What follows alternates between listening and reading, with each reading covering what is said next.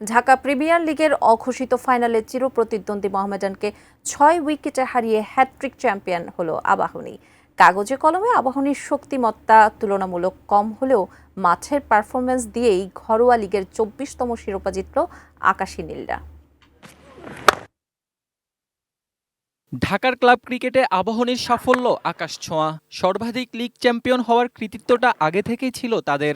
এবারের league trophy জিতে সাফল্যের ডানায় আরও একটি পালক যুক্ত করল আবাহনী। মিরপুরের টসে জিতে ফিল্ডিং নিয়ে মোহামেডানকে 240 রানে বেঁধে ফেলে আবাহনী। দলের হয়ে সর্বোচ্চ 50 রান করেছেন মাহমুদুল্লাহ ও আরিফুল।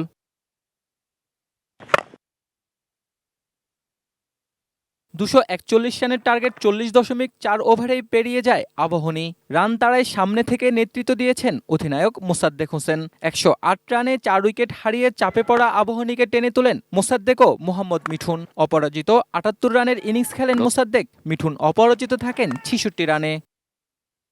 রাজনৈতিক পট পরিবর্তনে শেষ পর্যন্ত টেনে টুনে দল গঠন করে ধানমন্ডির ক্লাবটি। হান্নান সরকারের তত্ত্বাবধানে দলের এ জয়ে ব্যাট ও বল হাতে বড় অবদান রাখেন অধিনায়ক মোসাদ্দেক হোসেন সৈকত। 250-টিরও বেশি ডিজাইন অপশন নিয়ে ওয়ালটন স্মার্ট ফ্রিজ, বোঝে আপনার প্রয়োজন। 487 রানে 30 উইকেট নিয়ে তিনি হয়েছেন টুর্নামেন্ট সেরা। আগের থেকে এই বছরটা একটু স্পেশাল, কারণ এই বছরটাতে একটু চ্যালেঞ্জ বেশি ছিল। আমাদের টিম বানানো থেকে শুরু করে সব কিছু একটু আমরা ওই চ্যালেঞ্জটা ফেস করেছি। পেমেন্ট একটা অনেক বড় ইস্যু ছিল, এটা সবাই জানি আমরা প্রত্যেকটা টিমের জন্য।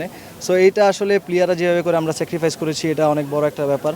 এবং সেই সাথে ক্লাব কর্মকর্তারা যারা এই সাপোর্টটা করেছেন তাদেরকে অবশ্যই ধন্যবাদ জানাই।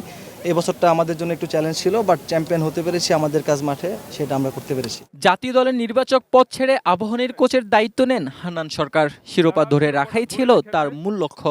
ট্রফি জয়ের মধ্য দিয়েই শুরু হলো হান্নানের পূর্ণাঙ্গ কোচিং ক্যারিয়ার। আলহামদুলিল্লাহ, আমার মনে হয় যে কোনো একটা মানুষ যখন নতুন লাইফ শুরু করে, সেই লাইফে যদি প্রথমে একটা বড় অ্যাচিভমেন্ট পায়, সেটাতে তৃপ্তির পাশাপাশি, শান্তির পাশাপাশি, আনন্দের পাশাপাশি দায়িত্ববোধটা বাড়িয়ে দেয়। শুধু ক্লাব ক্রিকেট না, আমি নিশ্চিতভাবেই বাংলাদেশ টিমের কোচ হবে সেই স্বপ্ন নিয়ে কোচিং শুরু করেছি।